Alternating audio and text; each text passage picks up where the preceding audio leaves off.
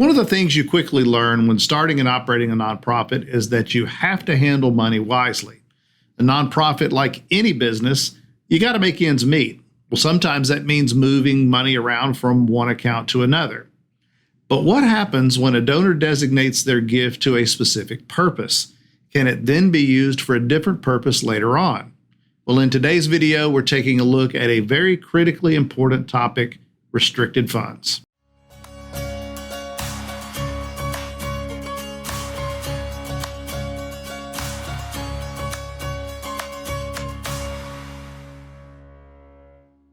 Hi, I'm Greg McRae, founder and CEO of Foundation Group, and welcome once again to our 501c3 University channel. Today's topic is very misunderstood by a lot of organizations, and that's restricted funds. Here's a question for you. In all your efforts to keep your program running strong, could it be that you're misappropriating funds without knowing it? Is it possible that you may be violating regulations that govern the use of donations? If you don't understand the rules regarding restricted funds, you might be. Unfortunately, we see nonprofits get this one wrong a lot. Most of the time, it's an honest attempt to be a good steward of the money people have donated. With completely innocent and positive intent, they wind up acting in a manner that is totally against the rules. You're short on cash here, but you got money there. Just move it. Well, that's not how it works. For example, suppose things are really tight at the local homeless shelter.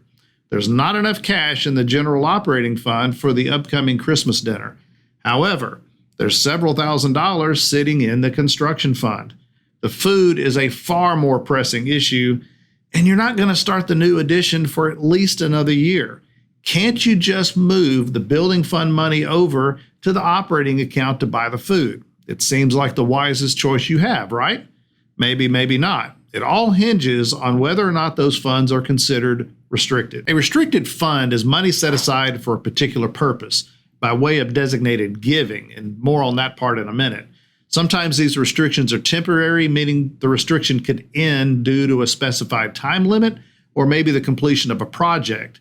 A permanent restriction is meant for projects or activities that are ongoing and have no set time limit. You also see permanent restrictions with gifts to endowments where the principal stays invested, usually forever. Write this part down. Restricted means restricted. This is not a trivial matter. Donors can actually take legal action against a nonprofit they believe is misusing restricted donations. And the last thing your charity wants is to be in the crosshairs of the state attorney general's office. So what are unrestricted funds? Well, unrestricted funds don't have strings attached by a donor and may be used by the nonprofit for whatever purpose is necessary: general operating expenses, projects, whatever. The next question we need to answer is, how does money get restricted? Well, we hinted at it earlier, and here it is. Only a donor can restrict funds by designating all or part of a contribution to a particular purpose. We often see nonprofits set aside money to be used for a particular purpose and then track those funds as if they're restricted. Now stay with me here because this can get really tedious. It's perfectly fine to budget money for a purpose and even move those funds into a protected account. But restricting the use of funds is not the same as restricted funds. I know it sounds like a game of semantics, but it's really not. This is why it's so important for nonprofit leaders to understand legal definitions, not just learned lingo. Again, only a donor can apply restrictions to gifts. Those gifts may be received in response to a specific solicitation campaign, or they could be offered by a donor without any prior targeted solicitation. Here's a tip when you want to allocate unrestricted funds to a particular purpose. Call it a set-aside, a protected fund, or even a budgeted fund. Anything but a restricted fund. Words have meanings, my friend. Going back to actual restricted funds. Now, these donations could be solicited by the charity or unsolicited. And a solicitation means that your nonprofit asked for donations for a particular purpose. Maybe it was a letter mailing, an email campaign, or a promotion on your website.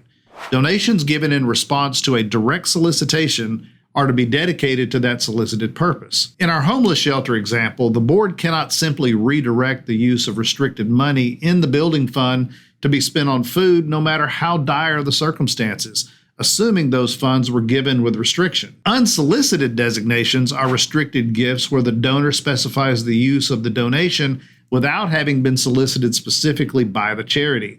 Let's say, for example, that Bob gives $100 to our shelter, but on his own decides to designate those funds to be used exclusively for future construction. Can the shelter legally divert that money to its food fund later? No, it can't. If the organization agreed to Bob's designation at the time of the gift, then it's a restricted gift. One way to look at it is this: donations become restricted when both parties agree to the restriction. In our example, we're assuming the shelter accepted Bob's designation. That makes it a restricted gift. But is there a way to accept a designation but still retain the ability to have expenditure flexibility? Yes, there is, and I'm going to explain how to do that. The first way is to provide a disclaimer to donors on the front end.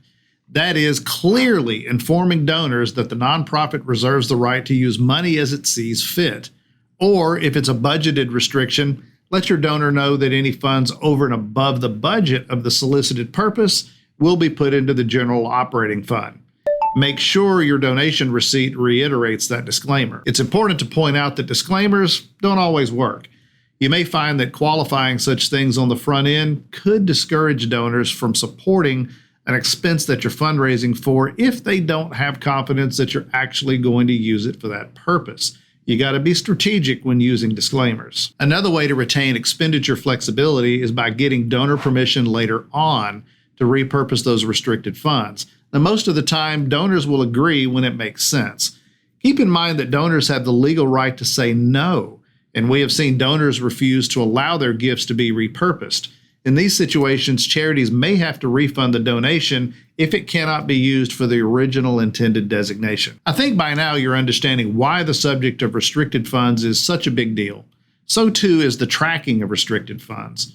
From an accounting perspective, it's not a simple matter. Most accounting software packages are not specifically designed for nonprofit use, and very few have the built-in ability to track restricted funds. There are creative workarounds, but it is not easy to do. Even if you happen to use accounting software that can track restricted funds, the accounting rules associated with it, it's complicated.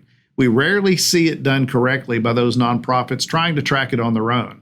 For that reason alone, most nonprofits with any restricted fund activity should seriously consider outsourcing their bookkeeping to a professional. Foundation Group provides full-service bookkeeping for nonprofits, so get with us if you need help. Handling the finances of a nonprofit is always a challenge. Knowing what constitutes restricted funds and then handling them correctly is absolutely crucial to staying in good standing with the law and in good relations with your donors. Well, that's it for this episode. If you liked this video, please click the like button as it really helps us out. Go ahead and subscribe if you haven't already, and click the little bell icon to be notified of new videos when we post them. Thanks for watching, and we'll see you next time.